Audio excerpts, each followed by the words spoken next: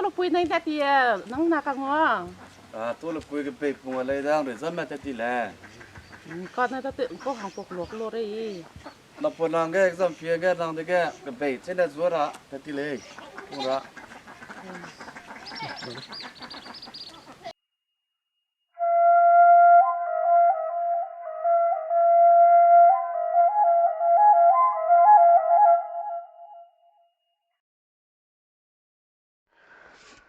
The role and responsibilities of women in education today. Chebe hapui me machi lamga te ra hanga bunui phet makana bunui ta bunui nge ba me pla na ni pi da diga dar he tingna nui Zeme mata te jabam ba mi kilung kanga responsibility chok prek pla na pui mi ne pla na lugale sira ba hanga anui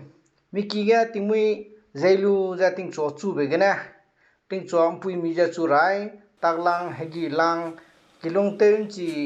se tau pla na dui po pla na pe da ga 100 ke 90% responsibility benai pe go role ja pana pui mi ne play de ba ni ngolo le si je gana chuna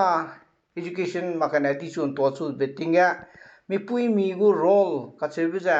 machi ning chinglam ga peda diga chuna ka chang du 90% pui mi go role na ani go society ge pung gala mule peda diga mi pe miram leja of course mi pe miram leja mi ta mi de te la mule le su mina poine chu nurturing magana bringing up te chu ra bajana mi pui mi ta ga pla na chu prebam dele si gene kele ani go society ga ani pe ni kele mi pui mi na te ra ta de bam sa khi ja mi pui mi ra le ja ang mi te je bam be pe ga ai so na te ra ta ga ani mi kilung ga hana me chu ma chi pui ga ju ra hang ga mi kilung ga lung be tu lung tak pe da de ga mi pui du ma ta te la moi ta na mi pe du ma ta te la moi mi ki ga ching me lung du ma ta te la moi le su hana me chu pui kan je be ngo ga ra ma chi lam education lam ga ngogara hangya ningka hareba dane ningka tingge be peda diga mi pui meja pihi plon sang na ni chu ngai mak cha pihi plon sang na ni chu tingge la le ka cheba ani sa ba kang king ber ni mak cha ma mi du chona pe ke to ji ke do nang zam to rang ngai ji ke de do ya ja ti ma pu ne pe ne lo ya ja ma no ji ti ma ko ya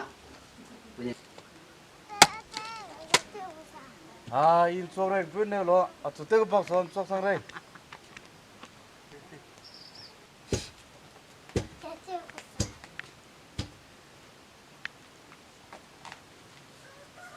A for apple,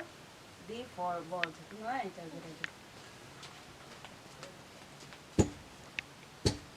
Suna ni pe mi ga ngau dre video ga na se bu za mi kilong ga ba ma pla na bi pui pe pe ki ga ching ba ma pla na ro ga du hana ma chu ning ka ting ge ba pi plon sang na pui long ga la le ka che ba ni ngau lu dre si po li gum ja na mai Laisong Mipui Baudi me na Laisong ga colony le ni ga ta ja education campaign kai ja ban ba ani ngau lu mi sui dre hai ma na support ke le hai ma na ngo chu ga ke le za na chi ma ma hang je ga na Ranima ga jilu freedom fighter amina gamgo society ga market kedi beto ga jabam ba ami hai manango kam dre chigum jana mai Laisong Mipui Baudi malaysia pe jam chu hang je gna education campaign ai da takai jabam ja ami hangya lunghang tora hang je gna pe ra singo sing mole ka cheba nei nom dre hai na